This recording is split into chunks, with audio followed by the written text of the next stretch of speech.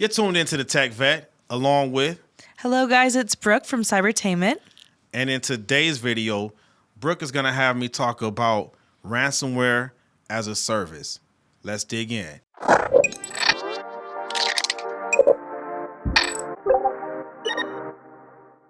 Okay, Geronimo. So could you tell me what are some key characteristics that differentiate ransomware as a service versus traditional ransomware? Yeah, so ransomware is an attack mechanism, right? Okay. Basically, if you haven't heard the news, MGM got hit with it, Caesars got hit with it, and that's when regular ransomware is when someone attacks you. Maybe they'll have you click on a link in an email, and they'll just execute a malicious code that encrypts your data on your machine, basically, right? And then they'll email you and say, hey, we encrypted your data. If you want your data, you have to pay this ransom in cryptocurrency if you want it back. That's ransomware. Ransomware as a service is there's actually companies that would just do it for you. You can either pay them a subscription fee or you can do a profit share. So like, and the way that the profit share works is if you're using ransomware as a service, instead of paying them a subscription fee, they just get a percentage of whatever you get every time you attack someone, and they pay the ransom. Yeah, so that's the difference. They just the biggest difference, they make it user friendly. Ransomware, you actually need to know what you're doing with the coding and encryption and stuff like that. Ransomware as a service, you don't really need to be that gifted. You can just subscribe to it, do profit sharing, and they'll just do all the work for you. Kind of like Microsoft Word, right? You pay an annual subscription, you get to use Word. Yeah, so it's a third-party service. It's a third-party service, yeah. Oh, wow. And how does that impact the overall security of an organization? I would say that it weakens it, and not in a bad way, right? To say, hey, your company's weak. Not saying that, but it will definitely make the company's cybersecurity teams work a little bit harder. Because when you make something so user friendly, it's easier to just attack. So now your cybersecurity teams, they got to stay on their toes, right? And work a little bit harder. So and then when people have to work harder, you need to build a bigger cybersecurity team that costs more money, right? So it's more expensive, it's more costly. And you got to stay on alert. Yeah. Yeah. Always got to stay on alert. What strategies and or technologies can organizations employ to defend against these ransomware as service attacks? The people, really. You just got to invest in really good tech talent. Your network engineers need to be very skilled, so maybe they can try to catch that from the network infrastructure side. You want threat hunters, right, that are constantly out there hunting for those threats so they can recognize an attack when it's coming. And then you need your analysis. You need good technology. I know CrowdStrike is a good one. There's others too. You got Zscaler, stuff like that. So you need to invest in the right talent and invest in the right technology to try to defend your systems the right way. Well, that's great. You really have to have good people and a good team to make sure that your stuff is secure. Yep, definitely. I completely agree. Is there any noticeable trends or changes that you've seen in the techniques and tactics used in ransomware as a service?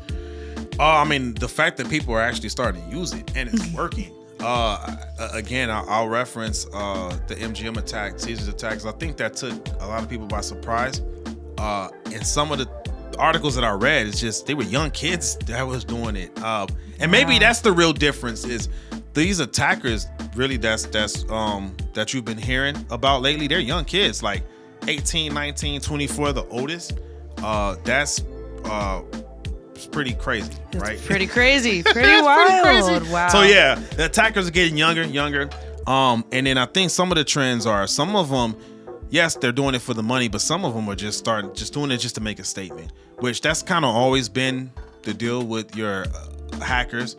But then for them to be so young, that's crazy. Because again, it makes it so easy to do, right? Yeah, that's insane. So can you discuss some of the legal and ethical challenges that are associated with prosecuting those involved in ransomware service attacks?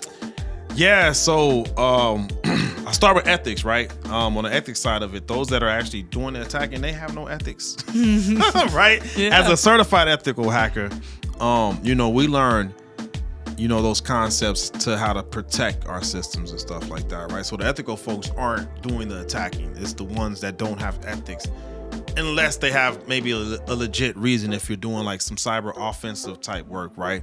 But as far as the legal side of the house, for example, if a commercial company, private sector company, name one. I don't know. Give me one. Give me a company. Just name one. Okay, let's go with like Target.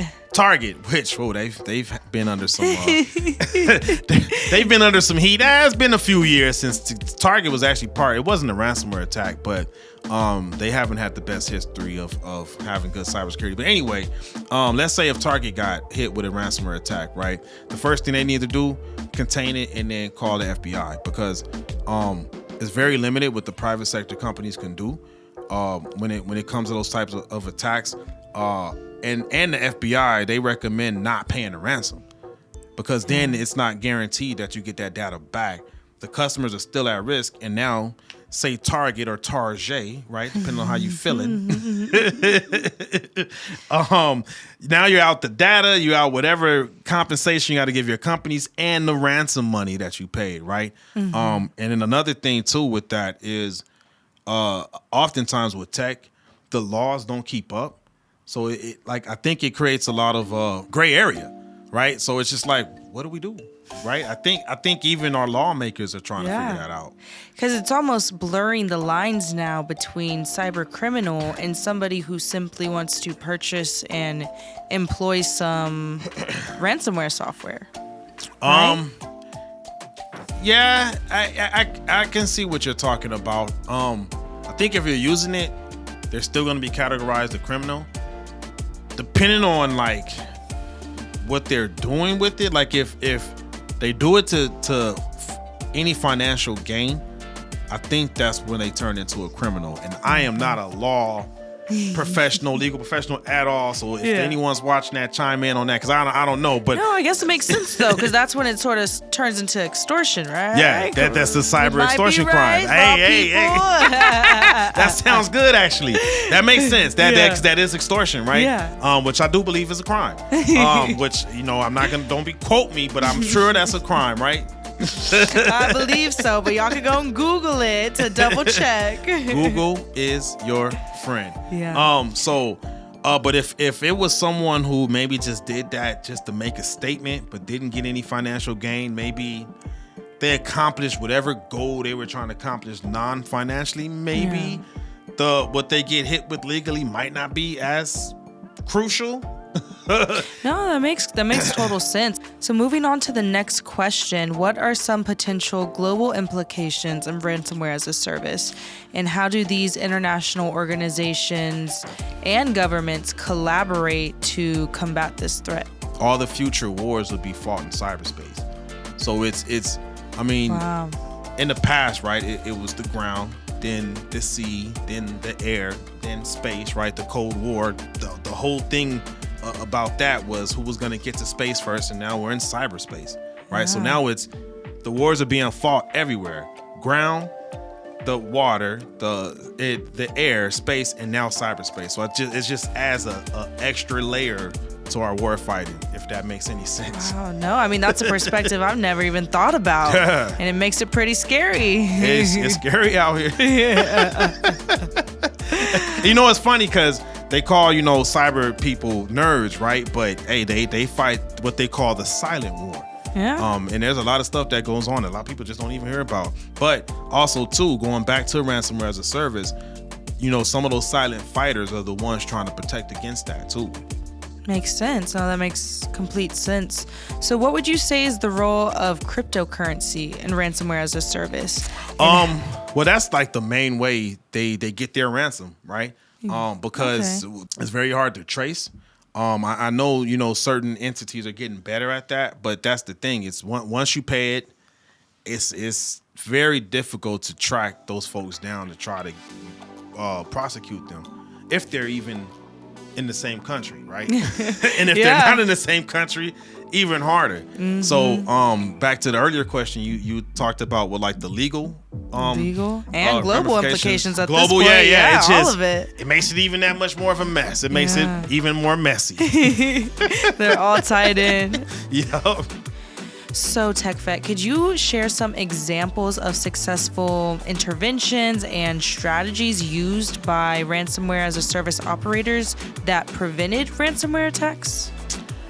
Well, the thing, you know what drama sells, right? So I haven't read of any like successful stories of teams being able to stop it. Because just nobody wants to hear the that. Positive stuff. No one wants to hear it, right? I could come up with a bunch of examples of compromises and attacks, successful attacks. As far as preventing them, our team has been pretty good, right? The team we work with, doing what we do every day in the DevSecOps environment. A lot of government entities, we're good at preventing them, except for the State Department, unfortunately. That's a whole different story. Hey, it's public news. Yeah, so no, you're right. You're right. So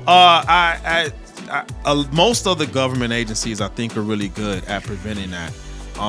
But unfortunately, there's just not that many success stories, if you will, as far as like getting in the way and intercepting and stopping it from happening. If they are, they're not putting out. Well, nice. Thank you for sharing that. So I think really the main thing that y'all need to remember to do is staying informed and implementing these strong security measures to prevent against any potential attacks, including ransomware as a service. Oh, yeah. Yeah. No, that makes sense. Stay on your toes. Stay on your toes. Yeah. Well, I appreciate it. Thank you so much for being here with me today. Oh, thanks for having me. And all y'all, thanks for checking in. Thanks for checking out the video. Chime in, leave a comment, let me know what y'all think about ransomware as a service. Is it your first time hearing about it?